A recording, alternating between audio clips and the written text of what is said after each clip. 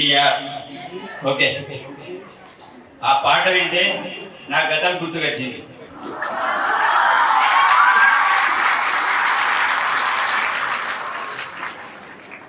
ఎందుకంటే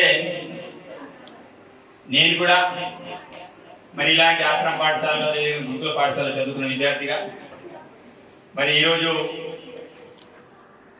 మరి మీ యొక్క ఆన్యువల్ డేకి సెలబ్రేషన్కి నన్ను ఆహ్వానించారు. మరి ప్రిన్సిపల్ మేడం గారికి, అదేవిధంగా మీ సిబ్బందికి, దాంతోపాటు నా గురువు ఆర్సీఓ గారు గంగాధర్ సార్ గారికి, అదేవిధంగా విద్యార్థులకి, నాతో పాటు వచ్చే పార్టీ నాయకులకి, అదేవిధంగా ప్రజాప్రతినిధులకు అందరికీ కూడా హృదయపూర్వకంగా ధన్యవాదాలు తెలియజేస్తూ గుడ్ ఈవినింగ్ టు ఆల్. ఈరోజు విద్యాలయాలే దేవాలయాలు. ఎందుకంటే మీ అందరికీ తెలుసు,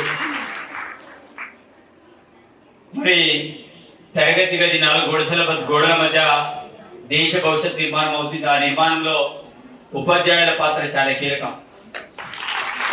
మరి మీరందరూ కూడా నేటి బాలలే రేపటి పౌరులు, భవిష్యత్కి మీరు బాటలు వేసేటువంటి వాళ్ళు. మీరు ఈ పొజిషన్లో అనర్గళంగా మీరు ఇంగ్లీష్ మాట్లాడగలుగుతున్నారు.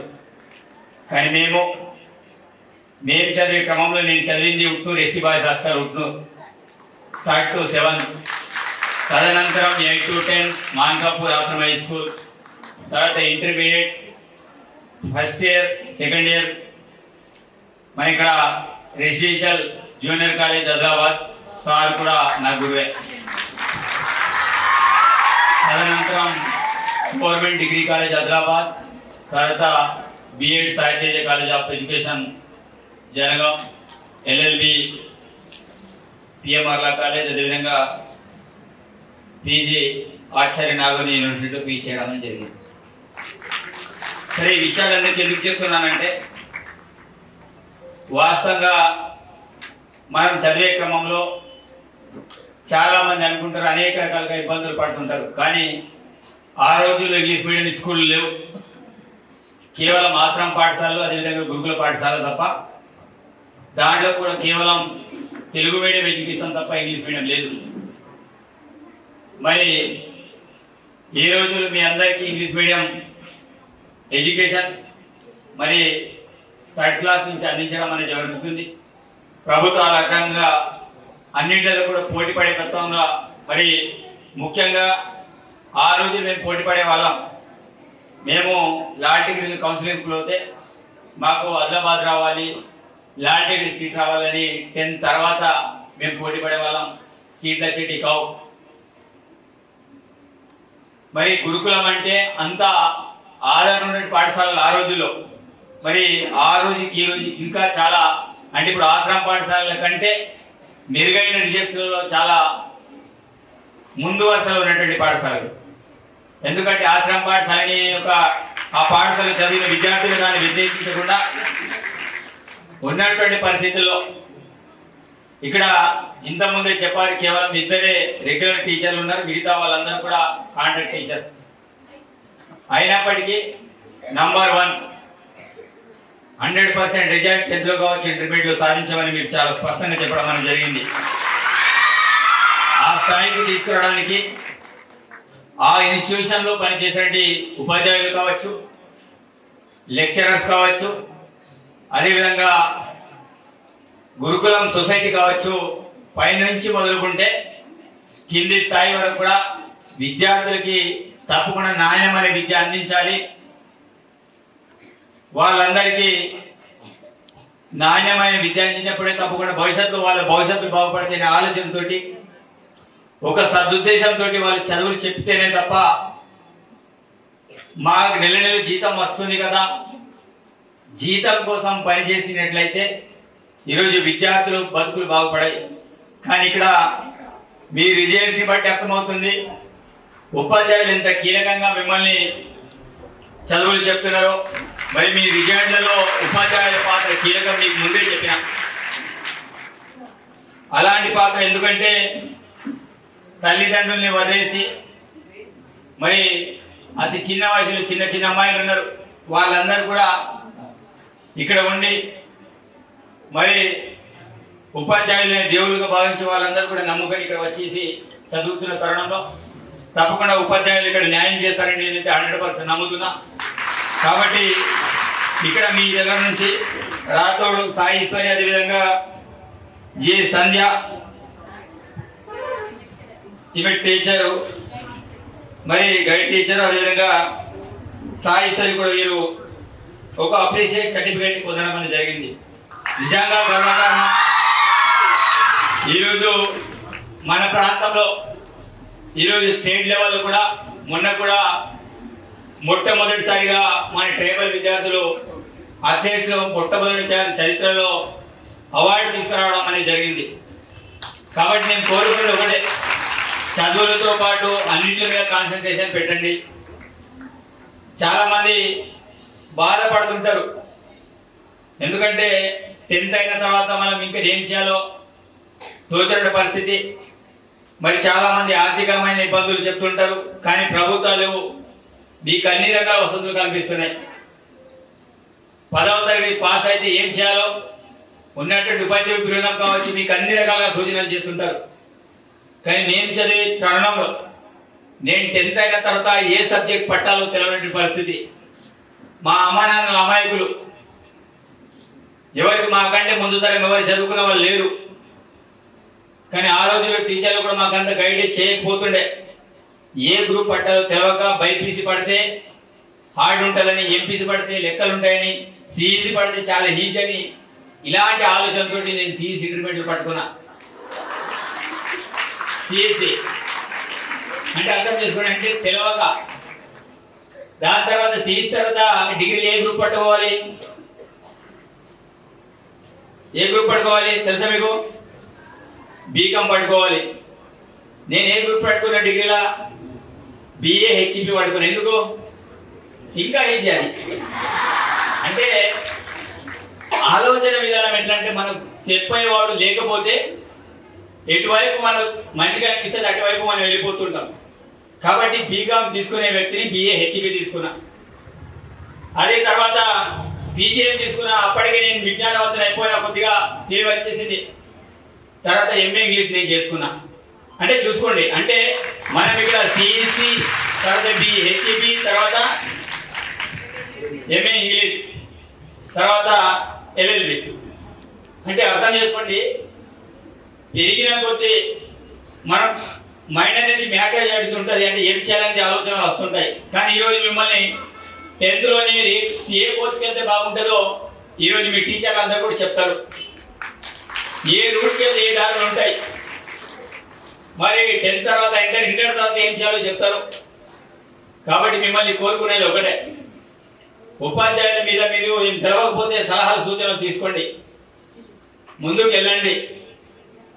మీ భవిష్యత్తు బాగుపడాలంటే మీకు ఆర్థికం కావచ్చు, ఇంకేది కూడా మీకు అడ్డు రాదు. వాస్తవంగా మీరు చదివే క్రమంలో మీ తల్లిదండ్రులను గుర్తించండి. ఇక్కడ వచ్చినటువంటి విద్యార్థులందరూ కూడా వ్యవసాయ కుటుంబం నుంచి వచ్చిన వాళ్ళు తప్ప ఎవరు కూడా టీచర్ల కొడుకులో, మరి వాళ్ళ బిడ్డలు, లేకపోతే బాగా ఉన్నత స్థాయి వాళ్ళు ఇక్కడికి ఎవరు రారు. పేదవాళ్ళు బీదవాళ్ళు ఇక్కడ స్టేలో వస్తారు.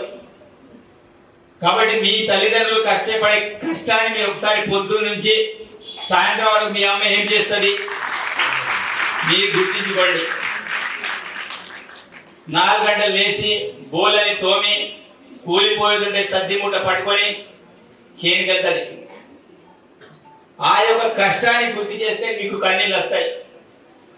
ఆ కన్నీళ్లతోటే మా అమ్మ నాన్నని కూర్చోబెట్టి అన్నం దింపేయాలనే ఆలోచన మీకు కలుగుతుంది. కలిగినప్పుడే మీరందరూ కూడా చదువులు ప్రత్యేకమైన దృష్టి సాధిస్తారు. కాబట్టి నేను చెప్పేందుకు ఈ విషయం చెప్తున్నానంటే, నేను చదివే క్రమంలో నేను చాలా ఇబ్బందులు పడ్డా. మా అమ్మ డబ్బులు స్కూల్కి పంపడానికి డబ్బులు ఇవ్వనటువంటి పరిస్థితి. భూములు లేవు, అంతస్తులు, ఆస్తులు లేవు. ఒక చిన్న పూరి గుడిసె నుంచి నేను బయటకు వచ్చిన వ్యక్తిని. నా కుటుంబంలో నేను పెద్దవాడిగా నా చెల్లెల్ని కావచ్చు, నా తమ్ముడిని కావచ్చు, ఎన్ని కష్టాలైనా మరి నేను చదివే క్రమంలో కూడా మా తల్లిదండ్రులు ఇబ్బంది పడకుండా వాళ్ళందరికీ సపోర్ట్ చేస్తూ ఒక పేపర్ బాయ్గా యూరియా డివేలు అమ్ముకుంటూ ఎన్నో ఇబ్బందులు పడకుండా బీఈడీ చేసేటప్పుడు కూడా ఒక వాచ్మెన్తో పాటు పడుకొని నీ బీఈడీ పూర్తి చేసుకొని మరి కష్టాన్ని నమ్మి తప్పకుండా కష్టపడితే మనం దేనైనా సాధించేదనే ఆలోచనతోటి ఈరోజు నా చెల్లి ఇక్కడ మీ దగ్గర ఉన్నది నిర్మల. ఆమెకు ఎక్కడ సీట్ వచ్చింది? ఉట్నూరు డివిజన్లోని టాపర్ ఆమె. ఆమెకు స్కూల్ ఆఫ్ ఎక్సలెన్స్ దేవరకొండలో సీట్ వచ్చింది.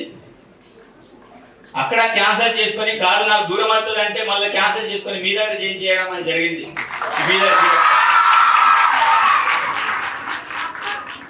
నేను ఆ విషయం ఎందుకు చెప్తున్నా అంటే ఈరోజు ఆమెతో పాటు మా ఇంకో తమ్ముడు ఉంటాడు, ఇప్పుడు మా MBBS doctor, school of excellence. తను కూడా సార్ స్టూడెంట్ అంటే సార్ స్టూడెంట్ కాకపోవచ్చు, అతను కూడా రెసిడెన్షియల్ ఆదిలాబాద్ లో చదువుకున్నాడు. అతను కూడా స్కూల్ ఆఫ్ ఎక్సలెన్స్ ఖమ్మంలో సీట్ వచ్చింది. అక్కడ సీట్ వస్తే అతను అక్కడ చదువుకుని ఈరోజు సిద్దిపేటలో ఎంబీబీఎస్ డాక్టర్ ఇప్పుడు ఫస్ట్ ఇయర్ చదువుతున్నాడు. ఇంకో తమ్ముడు ఉన్నాడు, అతను సార్ వాళ్ళ స్టూడెంట్. అతను కూడా గురుకులంలో చదువుకున్నాడు. అతను ఖమ్మంలో పీజీ చేస్తున్నాడు ఇప్పుడు. ఇంకో చెల్లె ఉన్నది, ఆమె ఎప్పుడు ఆశ్రమ హై స్కూల్ ఉట్నూరులో చదువుతుంది. కాబట్టి ఈ విషయాలు ఎందుకు చెప్తున్నానంటే మేము ఇప్పటికీ మా అమ్మ నాన్న కూలినాలు పని చేస్తున్నారు. నేను ఇప్పుడు ఎమ్మెల్యే అయినా, నేను ఎమ్మెల్యే ఇప్పుడు 2 months కంప్లీట్ అయింది నాదంటే. ఇప్పటికీ మాకు ఇంద్రమైన్లు ఉంటున్నా, మా అమ్మ నాన్న ఇప్పటికి ఇంద్రమైన్లు ఉండి నేనేమో కిరాయిలో ఉట్నూరులో ఉంటున్నా. అంటే రాజకీయాలు చేద్దామంటే డబ్బు అవసరం, చదువుకోవాలంటే డబ్బులు అవసరం అని చాలా మంది అనుకుంటున్నారు. కానీ నేను ఎక్కడ కూడా డబ్బుని ప్రియారిటీ ఇవ్వలే. డబ్బుని కూడా నాకు డబ్బు ఉంటే నేను చదువుకుంటే ఏ రోజు కూడా అనలే. కానీ నా తమ్ముడిని కావచ్చు, నా చెల్లెల్ని కావచ్చు, ఎక్కడ కూడా ఇబ్బంది రాకుండా చదవకపోతే విపరీతంగా కొట్టి మరీ నేను వాళ్ళందరూ కూడా చదివించిన. నా చెల్లె వాళ్ళందరూ కూడా నాకు దెబ్బలు తిన్న వాళ్ళే తప్ప దెబ్బలు తినకుండా ఎవరు కూడా లేరు. నేను కూడా దెబ్బలు తిన్న వ్యక్తినే. టీచర్లు ఇట్లా పట్టుకొని మమ్మల్ని కొట్టేవాళ్ళు. కాబట్టి నేను ఈ స్టేజ్లో ఉన్నానంటే టీచర్గా దెబ్బలు తిన్నా కాబట్టి ఈ స్టేజ్లో నేను ఉన్నా. కానీ ఈరోజు మిమ్మల్ని ఒక దెబ్బ కొడితే మీ తల్లిదండ్రులు వచ్చి మీరు ఇక్కడ గొడవ చేస్తారు. మిమ్మల్ని ఒకటి కొడితే మీ తల్లిదండ్రులు ఇప్పుడు ఇక్కడ వచ్చి ధర్నా చేస్తారు. ఇప్పుడు అనే పరిస్థితి. కాబట్టి సరే, మీరు దెబ్బలు తినకుండానే మీరు చదవాలని అనుకుంటున్నారు, చదువుకోవాలి. నేను మనస్ఫూర్తిగా దేవుని కోరుకుంటున్నా. మీ జీవితాలన్నీ కూడా బాగుపడాలి, మీ రిజల్ట్ అని కూడా మంచిగా రావాలి. మీరు ఈ ప్రాంతం నుండి మరి ఐఏఎస్ ఆఫీసర్లు కావచ్చు, ఐపీఎస్ ఆఫీసర్లు కావాలని నేను మనస్ఫూర్తిగా కోరుకుంటున్నా. ఎందుకంటే వాళ్ళందరూ కూడా పెద్ద కోర్సు తక్కువ చేస్తారు. అరే ట్రైబల్స్ అంటే ఏం కాదు, ఐఏఎస్ ఆఫీసర్లు కాదు, ఐపీఎస్ ఆఫీసర్లు కాదని చాలా మంది తక్కువ చేస్తారు. కానీ మీలో ఒక సంకల్పం ఉండాలి. స్వామి వివేకానంద చెప్తాడు, all power with in you can do anything and everything, don't believe it. కాబట్టి ఒక్కొక్కరు ఒక్కొక్క శక్తి దాగుంటది. ఆ శక్తిని అంతా కూడా మీరు బయటకు తీయాలి. శక్తి లేని వాళ్ళు ఎవరు కూడా ఉండరు. ఒక్కొక్కరు ఒక్కొక్క టాలెంట్ ఉంటుంది. ఆ టాలెంట్ని బయటకు తీయండి. తప్పకుండా మీరు కష్టపడండి. ఒక గోల్ మనిషికి అనేది ఉండాలి. గోల్ లేని ప్రయాణం, గమ్యం లేని నావలాంటిది. కాబట్టి నేను ఏమంటున్నానంటే మీకు గోల్ అనేది కంపల్సరీ ఉండాలి. కానీ అప్పుడే సిసి పట్టాలా, నాలాగానే బైపీసీ పట్టాలా, ఏపీసీ పట్టాలా, ఈ కన్ఫ్యూజన్లో మీరు ఉండకండి. కన్ఫ్యూజన్ ఎప్పటికీ ఉండకండి. స్ట్రేట్ ఫార్వర్డ్ ఆలోచన చేయండి. టీచర్ల సలహా తీసుకోండి. మీకు ఏ సబ్జెక్ట్ మీద ఇంట్రెస్ట్ ఉంటే ఆ సబ్జెక్ట్ మీద గ్రిప్ సాధించండి. మరి చాలా మందికి తెలియదు. అంటే పీజీ అంటే ఇప్పుడు పీజీ పైన తర్వాత కూడా అది ఇంగ్లీష్, హిందీ, మ్యాథ్స్ అన్ని చదవాలని అనుకుంటాం. నేను కూడా అదే అనుకునేదాన్ని. ఆ రకంగా నేను ఆలోచించాను. పీజీ అంటే అన్ని సబ్జెక్టులు ఉంటాయి కావచ్చు అని. కానీ అన్ని సబ్జెక్టులు ఉంటాయి పీజీలో. ఏదైనా ఒకే సబ్జెక్ట్ మీద మనం పీజీ చేస్తాం. కాబట్టి దేని మీద మీకు ఇంట్రెస్ట్ అనిపిస్తుందో ఆ రకంగా మీరు దశల వారికి వెళ్ళండి. అదేవిధంగా మన ప్రాంతంలో పాలిటెక్నిక్ కాలేజ్ లాంటి ఇక్కడ ఉన్నది. దాంట్లో కూడా చాలా మంది రాయండి. చాలా మంది మనం చదువుకునే పిల్లలుగా చాలా మంది ఏం చేస్తున్నారంటే నిచ్చెన టైప్ చదువులు చదువుతున్నారు. 10th అవగానే ఇంటర్ అవగానే డిగ్రీ అవగానే పీజీ తర్వాత పిహెచ్డి, ఈ రకంగా పోవాల్సిన అవసరం లేదు. 10th తర్వాత మనం పాలిటెక్నిక్ చేసుకోవచ్చు, ఐటీఐ చేసుకోవచ్చు. చాలా మంది ఏమనుకుంటారంటే కాదు నేను టీచర్ కావాలి, మీకు ఏదో కావాలనుకుంటాం. కానీ మన ఫ్యామిలీ కుటుంబ పరిస్థితులను బట్టి కూడా మనం డిఫరెంట్ కోర్సులో మనం వెళ్ళాలి, తొందరగా జాబులు కొట్టుకోవాలి. జాబ్ కొట్టుకునేందుకు కూడా మనం తర్వాత పద్ధతి చదువుకోవచ్చు. కాబట్టి మీ ఆ రకంగా డిఫరెంట్ కోర్సెస్ లో మీరు వెళ్ళిపోండి. పాలిటెక్నిక్ చేయండి, ఐటీఐ కూడా చేయండి. దాని ద్వారా కూడా సెంట్రల్ గవర్నమెంట్ జాబ్స్ కావచ్చు, అదేవిధంగా స్టేట్ గవర్నమెంట్ సంబంధించిన జాబ్స్ కావచ్చు. నేను కూడా సివిల్ ఇంజనీరింగ్ చేసిన ఐటీఐ చేసిన వ్యక్తిని. కాబట్టి చాలా రకాలుగా కోర్సులు ఉంటాయి. ఆ కోర్సు ఈరోజు గురుకులం అయితే అన్ని రకాల మీకు ట్రైనింగ్లు ఇస్తుంది, ప్రతి దాని మీద సంపూర్ణమైన అవగాహన కల్పిస్తుంది. ఇప్పుడు మీకు కంప్యూటర్ కూడా మీరు నేర్పిస్తారో చెప్పడం అనేది జరిగింది. మేము అప్పుడు డిగ్రీ చేసేటప్పుడు పోయి పీజీడీఎస్ఏ కోర్సు తెచ్చుకున్నాం. అంటే కేవలం అది డాస్ చిన్న అంటే వాటిని ఎట్లా చేసుకోవాలి, ఎక్సెల్ ఎట్లా చేయాలి అవన్నీ నేర్చుకునే వాళ్ళం. కానీ మీకు ఇప్పటికి అన్ని రకాలుగా అవగాహన కల్పిస్తున్న టీచర్లు. నిజంగా మీరందరూ కూడా అదృష్టవంతులు. అదేవిధంగా ఫుడ్ విషయంలో కూడా మీకు చాలా మంచి ఫుడ్ని, చికెన్ కావచ్చు, మటన్ కావచ్చు, మీకు అన్ని రకాలుగా న్యూట్రిషన్ ఫుడ్ అందిస్తున్నారు. కాబట్టి నేను ఒక గురుకుల విద్యార్థిగా, ఒక ఆదివాసి బిడ్డగా తప్పకుండా ఎన్ని వేళలా మీకు తోడుగా నీడగా ఉండే బాధ్యత నాది. తప్పకుండా ఉంటానని మాటిస్తూ మరి సమస్యల కోసం ఏదైతే రోడ్డు ఉన్నదో ఇమీడియట్లీ నేను మాట్లాడతా. ఈ రోడ్డు మాట్లాడి దానికి అవతల పక్క రోడ్డు చేయడానికి సంబంధించి మెండపల్లి పెద్ద మనుషులతో కావచ్చు, అదేవిధంగా స్థానికంగా ఎంపీటీసీ కావచ్చు, వాళ్ళతోటి ఎంఆర్ఓ తోటి కావచ్చు, పిఓ తోటి మాట్లాడి దాని ప్రాజెక్ట్ చేయించి మీకే రిక్వైర్డ్స్ ఉన్నా నా దగ్గర డబ్బులు ఉన్నాయి, మీకేం కావాలని నేను చేయడానికి సిద్ధంగా ఉన్నా. ఎందుకంటే విద్య వల్ల మనం ఏమవుతుందో నాకు తెలుసు. ఒక విద్యార్థి ఉద్యమ నాయకుడిగా విద్య ద్వారానే భవిష్యత్తు నిర్మాణం అవుతుందని ఒక నమ్మకునే వ్యక్తిగా, ఒక విజ్ఞానవంతునిగా నేను చెప్తున్నా, నా మొట్టమొదటి ప్రాధాన్యత విద్యా ఎడ్యుకేషన్ మీద ఉంటుంది తప్ప ఇక దేని మీద ఉండదని తెలియజేస్తూ, విద్యార్థులను మీరందరూ కూడా వాస్తవంగా నన్ను 4-5 వారం రోజుల క్రితం అడుగుతున్నారు నా టైము. నాకు అసెంబ్లీ ఉండడం వల్ల మీకు టైం ఇవ్వలేకపోయినా, అయినప్పటికీ కూడా ఈ రోజు కూడా నాకు మధ్యాహ్నం టైం అడిగారు. నాకు పాసిబుల్ కాదు, సేవలు చేయాలి, మిగతా అన్ని కార్యక్రమాలు ఉన్నాయని చెప్పిన. మరి సాయంత్రం మీకు టైం ఇచ్చారు. మరి చాలా మంది టీచర్లు ఎందుకంటే అప్ అండ్ డౌన్ చేస్తారు, వాళ్ళందరూ కూడా ఇబ్బంది వస్తుంది కావచ్చు. ఏదేమైనా మీరు మన్నిస్తారని, మీ సమస్యల కోసం మీరు నాకు నా ద్వారా డబ్బులు కావాలన్నా ఇంకేం కావాలన్నా తప్పకుండా చేస్తే. ఎందుకంటే ఆల్రెడీ కొంత మీకు డాక్యుమెంట్స్ కావచ్చు, కొంత కాంపౌండ్ హాల్ కూడా శాంక్షన్ అంటే నా దృష్టికి వచ్చింది. కాబట్టి తప్పకుండా రేపే నేను ఈ ట్రైబల్ వెల్ఫేర్ మాట్లాడి ఏ స్టేజ్ ఉందో త్వరితగిన మీకు నెక్స్ట్ జూన్ కల్లా అన్ని కూడా కంప్లీట్ అయ్యేటట్టు మీ కాంపౌండ్ హాల్ అదేవిధంగా డైనింగ్ హాల్స్ కంప్లీట్ అయ్యేటట్టు తప్పకుండా మీ అందరికి మాటిస్తూ, మీకు ఏ అవసరం చిన్న ఏ అవసరాలు ఉన్నాయో అది తీర్చడానికి మీ తమ్ముడుగా, మీ అన్నగా నేను ఎన్ని వేల ఉండగలుగుతాను.